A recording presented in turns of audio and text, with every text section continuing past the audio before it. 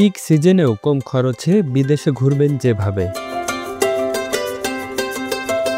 পাহাড় হোক বা সমতল, নভেম্বর-ডিসেম্বর মাসে পর্যটকদের ভিড়ে পা দেওয়ার জায়গা থাকে না দেশ বা বিদেশে পর্যটন স্থানগুলোতে। পছন্দের হোটেলে রুম পাওয়া যায় না, জিনিসপত্রের দামও হয় চড়া। তবে একটু বুদ্ধি খাটালেই আপনিও কম বাজেটে বিদেশে ঘুরে আসতে পারবেন।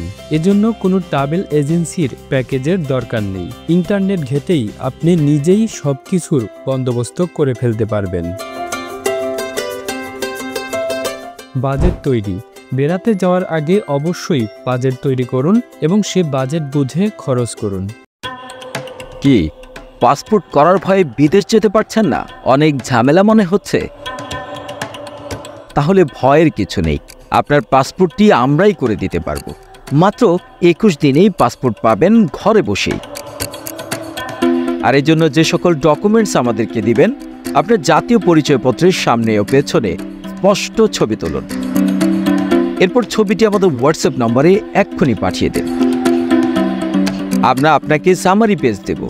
আপনার টাকা আপনি ব্যাংকে জমা দিবেন। যে কোনো প্রয়োজনে আমাদের হোয়াটসঅ্যাপ নম্বরে যোগাযোগ করুন।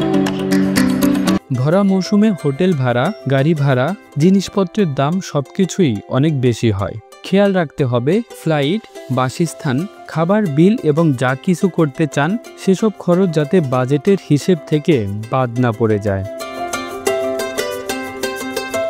অগ্রিম বুকিং।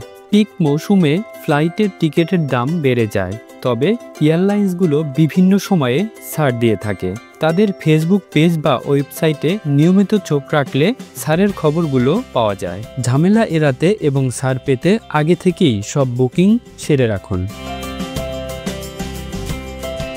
হোটেল বাছাই। লোকেশনের ওপর হোটেলের ভাড়া অনেকাংশেই নির্ভর করে। যেমন আপনি যদি থাইল্যান্ডের ফুকেটে বেড়াতে যান, তাহলে পাতং সমুদ্র সৈকতের কাছাকাছি হোটেলগুলোর ভাড়া পড়বে বেশি। বড় শপিং মল, স্টেডিয়াম ইত্যাদির কাছাকাছিও হোটেল খরচ সাধারণত বেশি হয়। তাই পর্যটন কেন্দ্রগুলোর কাছাকাছি না থেকে কিছুটা দূরবর্তী স্থানে হোটেল বেছে নিন।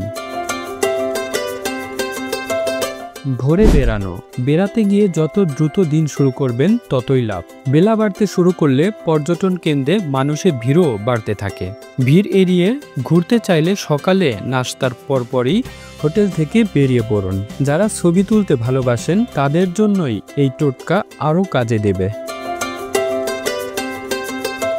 গণপরিবহন ব্যবহার।